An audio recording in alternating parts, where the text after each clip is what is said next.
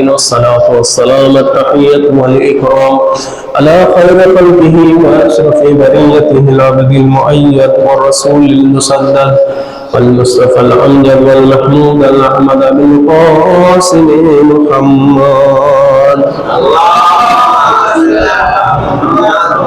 وعلى آله الطيبين الطاهرين المعصومين المنتجبين ولعنة الله على أعدائهم وغاصب حقوقهم ومنكر فضائلهم أجمعين. أما بعد فقد قال الله تعالى وتبارك في القرآن المجيد: قل لا أسألكم عليه أجرا إلا المودة في القربى. صلوات محمد. আল্লাহ রাব্বুল আলামিন কোরআন মাজিদের মধ্যে আহলে বাইতের মুআদ্দাতকে ওয়াজিব করেছেন এবং এই মুআদ্দাতকে আহলে বাইত ভক্ত হতে হবে, অর্থাৎ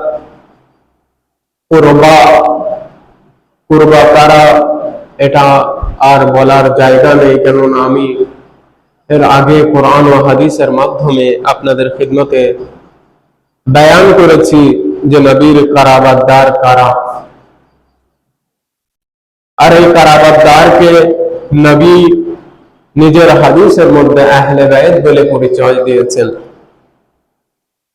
এবং এর পরিচয় আমি আয়াত ও হাদিস এবং ঐতিহাসিক ঘটনার মাধ্যমে আপনাদের খিদমতে বলে দিয়েছি। এখন বিষয় হলো,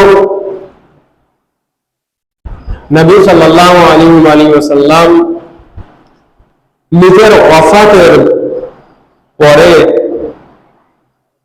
ওয়াফাতের আগে তো বলে দিয়েছিলেন যে তারিকুল কিতাবুল্লাহ ওয়া ইতরাতি লান তাযিল্লু বা'দি ফা ইন তামাসসাক বিহিমা। তোমরা যদি এই কিতাব এবং আমার ইতরতের সাথে জুড়ে থাকো,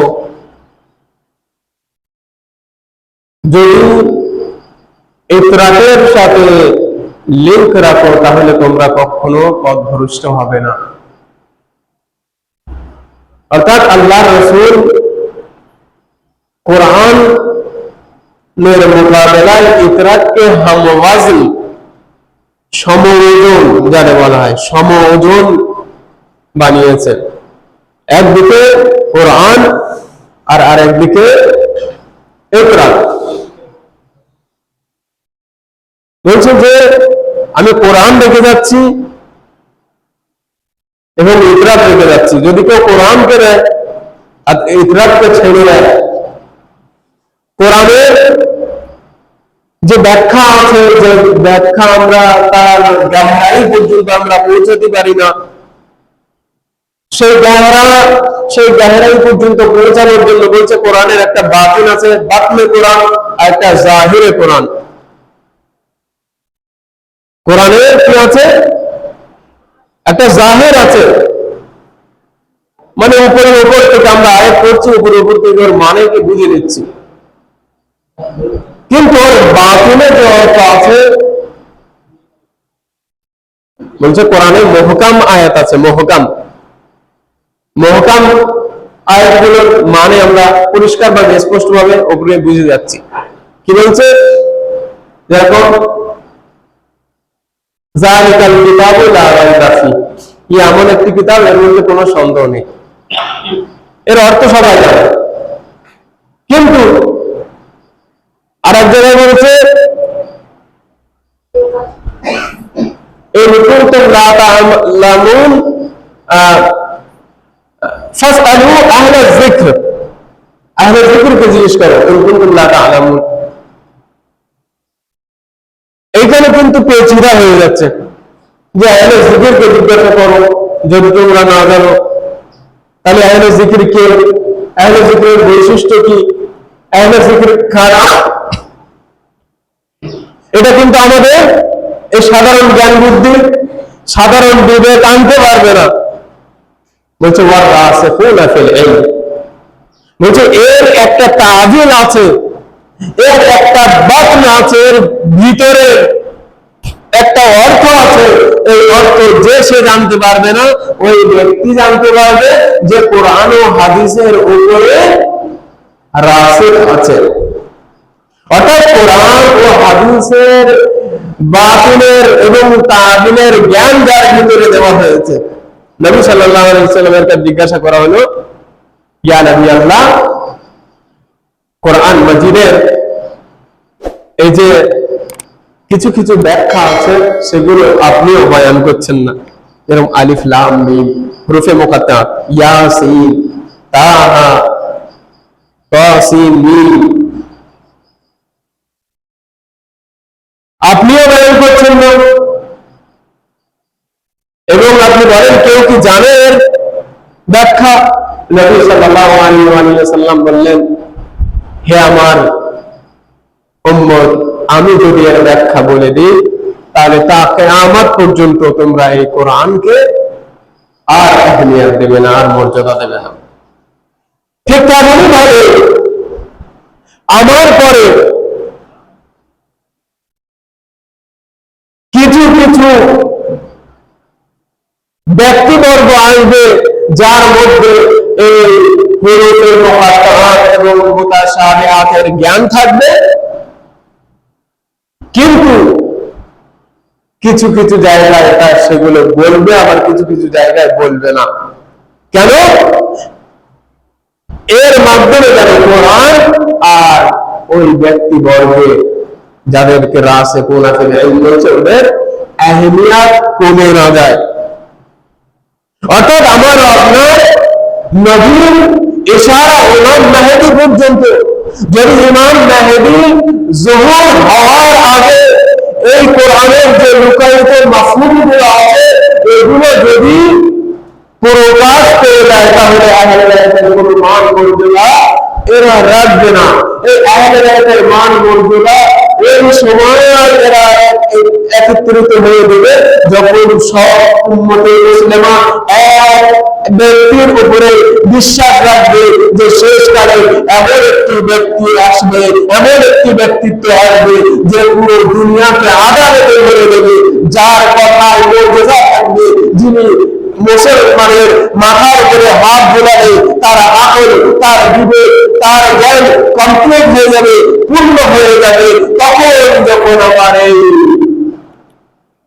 আখেরি হুজ্জাত এই কোরআনগুলোর ব্যাখ্যা বলবে, তখন আমার ইমাম মেহেদীর, অর্থাৎ এখানে নাম দেননি, ইশারা, আমার ওই আখেরি হুজ্জাতকে মান দেবে, মর্যাদা দেবে, এই কোরআনকে মর্যাদা দেবে এবং তাকে সমস্ত উম্মতে মুসলিমা মেনে নেবে। একবার সাল্লাল্লাহু মুহাম্মদ।